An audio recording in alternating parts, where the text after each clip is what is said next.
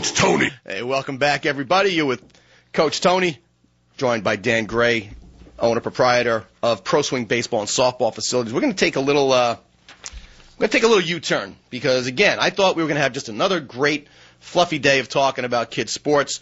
And then, don't you know it, Syracuse police are investigating an allegation that longtime Syracuse assistant men's basketball coach Bernie Fine molested a teen ball boy for more than a dozen years.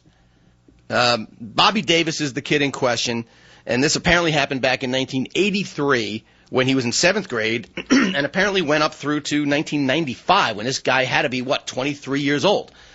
There are a lot of, I don't want to say holes in the story because I don't have enough information here, but wow, this on the heels of the Penn State scandal, and that truly was a scandal. If you didn't see last week's show, it was one of the best shows we did. It's up on the Facebook page. You go to Hey Coach Tony on ESPN Radio, and you click on the left side. There's videos of past shows, and you'll see last week's show.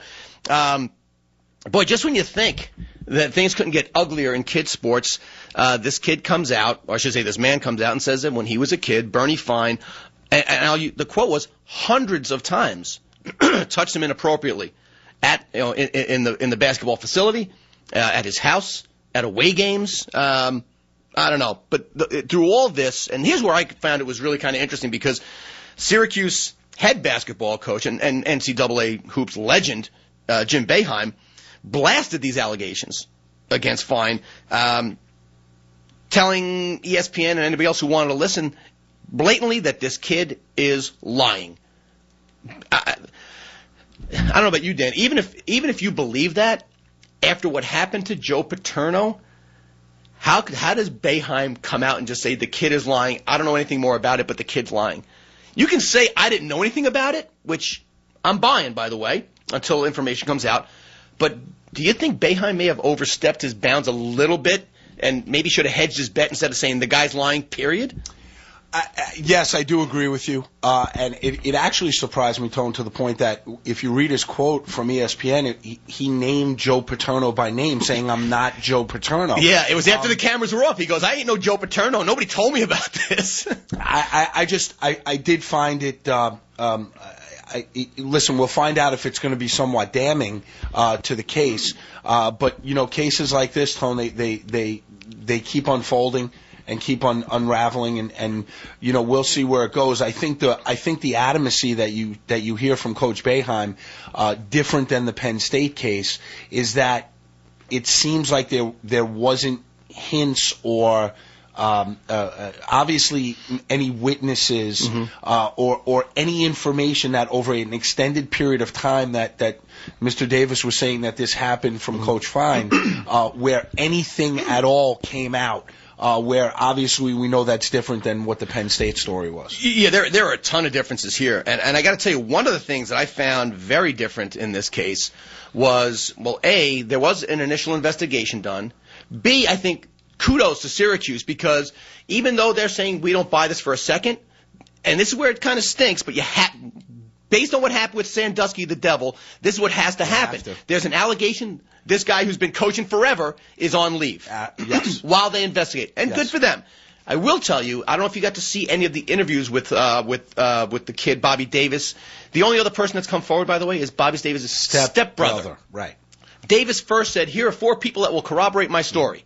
They interviewed them all, and basically they said, no, they're not corroborating your story. They're basically saying it didn't happen. Right. And then out of nowhere, this other guy comes out, a 44-year-old guy, who I think started to get molested when he was 17 or something. I don't know the specifics, but I will tell you, the trouble I have is when you watch the Bobby Davis interviews, the way that guy reacts when he's talking about this is very convincing. Very convincing.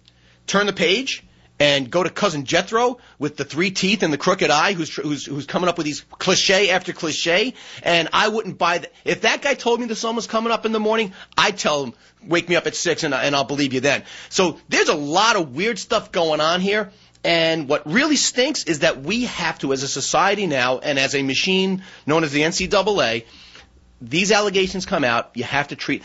Syracuse did the right thing, and my gut tells me the wrong thing is going to happen to Bernie Fine. That guy is being made to sit and watch for a while. And you know what? No matter what comes out of this, even if the guy is 100% squeaky clean, which let's all hope he is, just for the sake of the kids. I mean, I never heard of Bernie Fine before this week anyway, and probably never will again.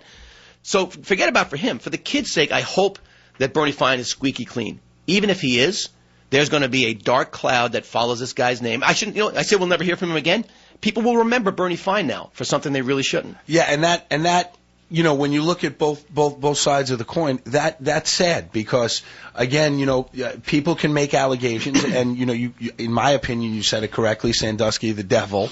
Now again, these are allegations, but if you do read that, the read the grand jury report, tell them it's an allegation. It's pretty damning evidence, and even the interview with Bob Costas, I thought was, odd at best, and again damning, at worst, which I think it's going to be held against him once he gets his day in court. But anyway, you would like to think, and you talked about Sophia playing lacrosse.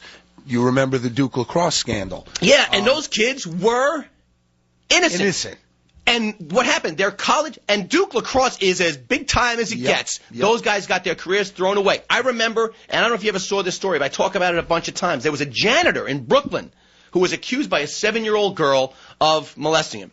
And I remember I watched it with my wife, and I'm ready, wanting to hate the guy, and I watched the way he comes out, and I go, Meme?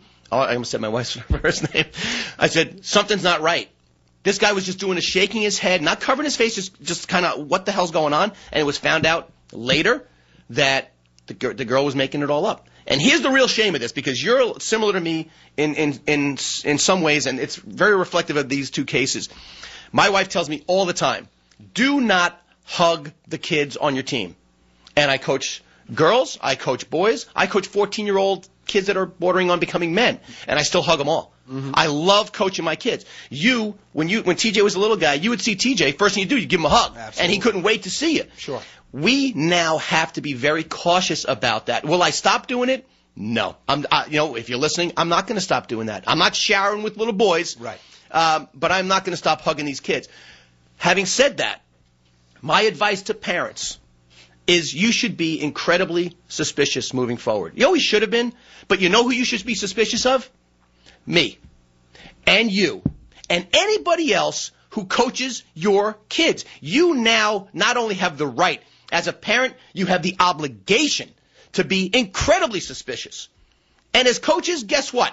The days of being defensive about how dare you, those days are long gone, and you can thank the devil incarnate, Jerry Sandusky, for that.